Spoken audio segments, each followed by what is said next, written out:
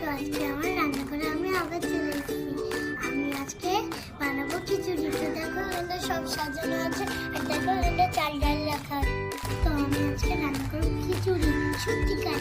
আমার ঠাম্মি উনুনটা জ্বালিয়ে দিবে, তারপরে আমি রান্না শুরু করবো।